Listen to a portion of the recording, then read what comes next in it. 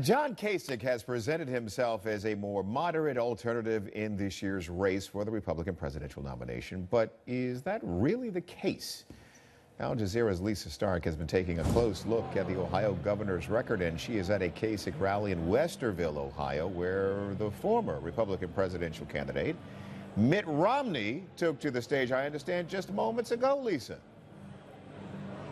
He did indeed, Tony. This rally is just wrapping up. You know, this is Kasich territory. He began his political career here. It's very friendly territory for him.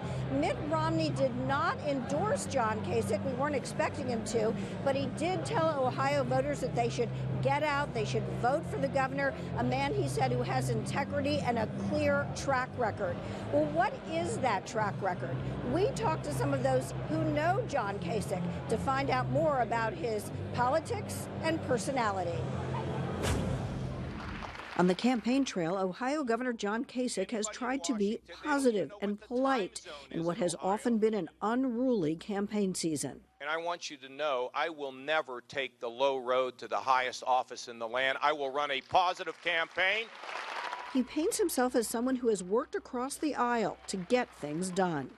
Is this the real John Kasich that we see on the campaign trail? Oh, absolutely. Oh, yes. That's what's so beautiful about him. Yeah. Is this is who he is, okay? A man who tells voters, you're special, and even offers up hugs. But some say this Kasich is a far cry from the guy they know, a man who has little patience for those who cross him, even a police officer. Back, gives me a ticket, says you must report to court. If you don't report to court, we're putting a warrant out for your arrest. He's an idiot. Kasich later apologized to the officer. At the State House, the Senate Democratic minority leader says the governor has not tried to bridge divides. Joe Schiavone represents Youngstown, whose school district the state has taken over.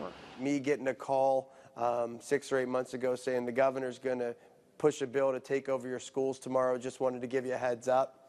No conversation, no hugs, no handshakes. You know, just we're doing it tomorrow because I say so.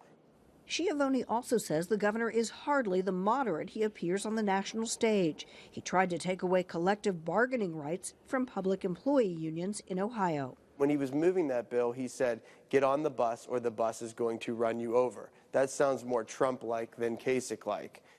As Governor Kasich has also cut funding for Planned Parenthood, signed restrictive abortion clinic laws, about half have had to close, supported gun rights and school choice. Conservative on some issues, but certainly not conservative on all issues.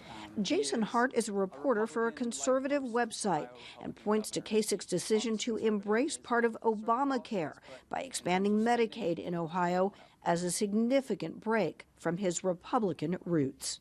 I don't know that anyone could defend with a straight face that policy as fiscally conservative or fiscally responsible, particularly when the federal government is $19 trillion in debt. So he has changed, I think would be the polite way to say it. Kasich has cited the Bible to justify the Medicaid expansion. It's a remarkable book.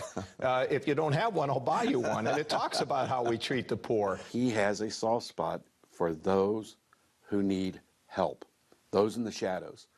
And obviously, a big portion of those in the shadows are those with mental illnesses.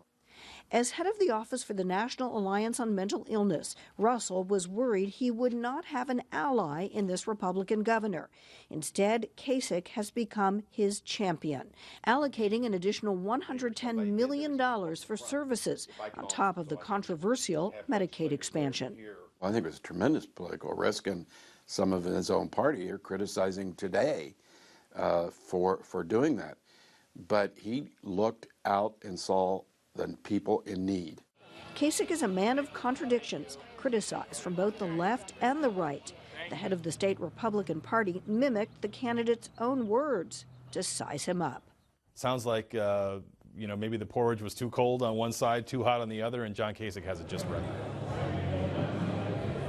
So the question is that the right temperature for Ohio voters? We will find out tomorrow. Now, Matt Borges, that Republican chairman here in the state, told me, Tony, that he is getting calls from Republican leaders all over the country saying Kasich has to win Ohio. It's critical to try to put the brake on Donald Trump. Of course, that's just what John Kasich hopes to do tomorrow. Okay, so Lisa, he's popular. But how popular is Governor Kasich in his home state, and is that enough to stop Trump? Well, no one expects it's going to be a runaway tomorrow. This is a tough fight here in the state.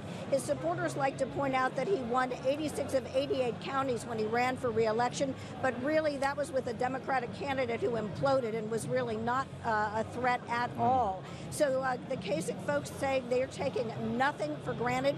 The polls have them neck and neck. Lisa Stark is in Westerville, Ohio for us. Lisa, good to see you. Thank you. Another big prize up for